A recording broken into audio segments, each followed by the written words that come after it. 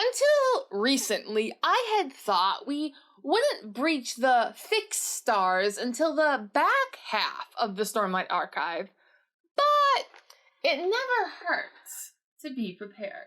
Come on, everybody, here we go! Hey, you geeks!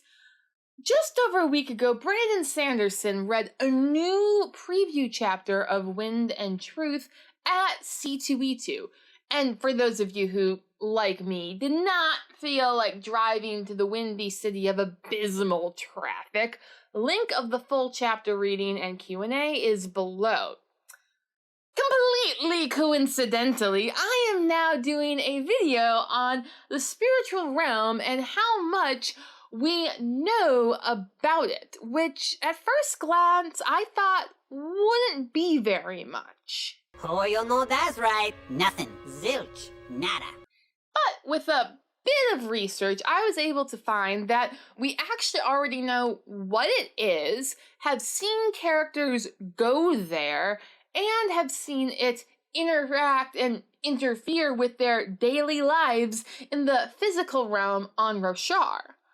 Full spoiler warning for all Stormlight Archive books and Mistborn books. Nothing from the preview chapters, although if you read them, they'll give you a greater context. So, without further ado, what is the spiritual realm?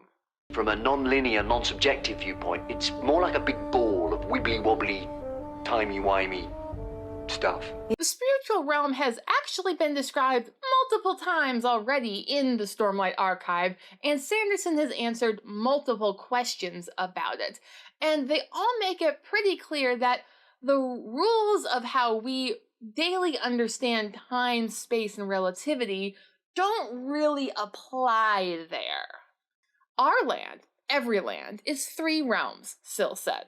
The highest is the spiritual, where gods live. There, all things, times, and spaces are made into one. Sanderson has further said that everything in the spiritual realm is investiture. This fact alone isn't super helpful since we learned in the Sunlit Man that investiture equals energy equals mass times the speed of light squared. So kind of everything is investiture, like everything is energy. But Sanderson in the Stormlight Archive has shown us that this sort of investiture is in a highly localized, concentrated state. He thrusts his right hand to the other side, touching something vast, something that wasn't a place. It was all places in one. He'd seen this before, in the moment when Odium had let him glimpse the spiritual realm. Today he held it in his hand. It therefore follows that a high amount of investiture in a small, localized location would warp the space-time around it, just as high volumes of mass do in the physical realm. We have Syl confirming this for us in Rhythm of War. Time was a funny thing. It was always flowing along in the background, like a river, but bring too much power to bear, and it warped. It slowed. It wanted to pause and take a look. Anytime too much power, too much investiture, too much self congregated, realms became porous and time behaved oddly. Which, if you think about it too much, this gets very trippy very quickly. This doesn't make a lot of sense to you, but sounds vaguely familiar. It's because the concept of the highest heaven, source of all truth and wisdom, has been bouncing around Western philosophy, at least, since the days of Plato and his Socratic dialogue, the Phaedrus, wherein he describes the region beyond the heaven. This region contains the colorless, utterly formless, intangible being that actually is, with which the realm of true knowledge is concerned, seen only by reason, the pilot of the soul. Being colorless, formless, and utterly intangible essence, capable of only being seen by the mind, Plato's highest truth sounds somewhat like iocane powder. It is odorless, tasteless, dissolves instantly in liquid, and is among the more deadly poisons known to man. Also, like iocane powder, Plato's highest form of truth is not potable for mortal consumption. Rather, it is only a vision beheld by the gods.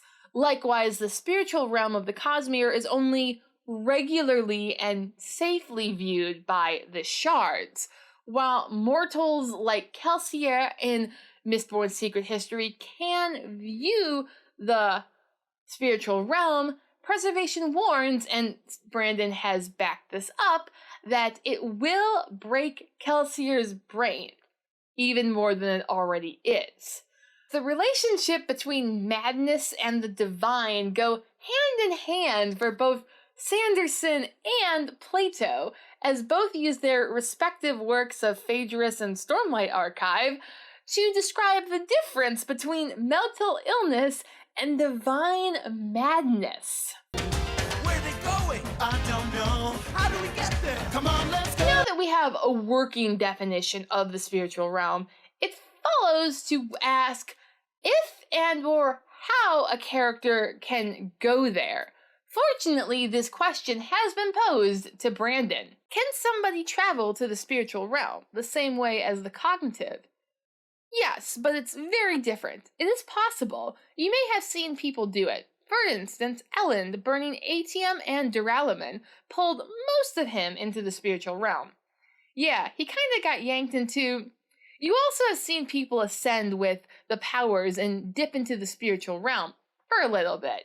Thus, we have two ways. The first I will cover is the most blatant, wherein a person ascends to godhood and further ascends into the spiritual realm, as somewhat described by Plato, and we see Taravangian do at the end of Rhythm of War. He stepped to the edge of infinity, studying endless possibilities, as if there were a million rising suns, and he were standing on the bank of an eternal ocean. It was beautiful. Alternatively, instead of just being a shard could take a mere mortal there at their own risk, which Preservation did for Kelsier not once, but twice in Secret History. The first time, Kelsier transcended self and entered a place of flowing light. Ribbons of it exploded from him, and though he tried to scream, he had no voice. Time did not pass. Time had no relevance here. It was not a place. Location had no relevance. Only connection, person to person, man to world, Kelsier to God. Let's just acknowledge the horrifying reality that the leader of the Ghostbloods could just call up his local deity and get a free ride to the spiritual realm whenever he feels like it. Though hopefully Sazed as Harmony would not be so obliging. It says, I won't tell. That would be cheating. Dalinar might one day do that for his Radiance if he ever figures out how, but that's gonna take a lot of Stormlight, which leads us to the second way to get to the spiritual realm, which is one uses up all the investiture on their own, such as Elend burning Atium and Duralumin in The Hero of Ages. But before that, historically, it happened first in Paradiso. Take it back to the place where you know it all began. Dante in Paradiso, after passing the fixed stars, views a river infused with topaz, from which he must drink in order to see, O radiance of God, through which I saw the noble triumph of the true realm. Give to me the power to speak of what I saw. Above, on high, there is a light that makes apparent the Creator to the creature. There, near and far, do not subtract or add. For where God governs with no mediator, no thing depends upon the laws of nature. Dante then goes on to describe what I refer to affectionately as the psychedelic rose of heaven. It's been pointed out to me that the Palanaeum of Carbranth and realm of Taravangian is reminiscent in shape of Dante's Inferno, And I've made a few videos on the fact that I find the semblance between Urithiru and Dante's Mount Purgatory uncanny. Do you think that Sanderson could go for the poetic hat trick and incorporate this heavenly rose into the spiritual realm? If his characters go there, ever? Let me know your thoughts down in the comments. Dormammu, I've come to bargain. Though it may not be necessary for our characters to actually travel all the way into the spiritual realm to interact with it, as Sanderson has low-key been slipping in spiritual realm interactions ever since the first High Storm, or mentioning of a perpendicularity, where the spiritual realm pierces into the physical. Honor's power during the storm is concentrated in one place, the Stormfather said. It pierces all three realms and brings physical, cognitive, and spiritual together momentarily in one. But even more subtly have been our characters' interactions with the spiritual realm outside of the High Storm, which they've been doing since page 1 of the first chapter. When this baby hits 88 miles per hour, you're gonna see some serious shit. Sanderson has been emphatic that the spiritual realm is not a place, but rather a realm that overlaps the physical and cognitive planes of existence. One only need open themselves up to it, which is also reminiscent of how Plato says one should seek the highest intelligence that may kill you. Whenever someone sees some beauty in this world and being reminded of the true beauty becomes winged and flutters eagerly to fly aloft, but cannot do so, he gazes upwards like a bird, heedless of what is below, Galadriel. And this is the reason he is regarded as mad. Thus, I find it highly telling that from very early in the Stormlight archive, we are seeing instances of divine madness in the form of prophecy. The death rattles are humans in the physical realm at the moment of death glimpsing not only the cognitive realm, but the spiritual realm beyond, which allows them to see The future? just as later Renarin and then Relane's powers allow them to see visions of the future. This glimpse to the spiritual realm is fueled by Odium's investiture on some level, as Odium, of course, has the better power to foresee the future. Everything is proceeding as I have foreseen. Meanwhile, Honor's power seems more connected to the past. After all, he was able to find key historical moments and pre-record them to be given to potential bondsmiths of the future that he could not see.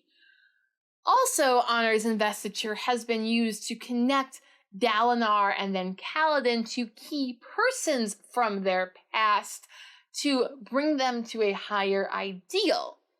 In less stressful situations, Honor's investiture is playing in the background as Szeth approaches the spiritual realm, where he hears the voices of those he killed in his past rampage across the continent of Roshar.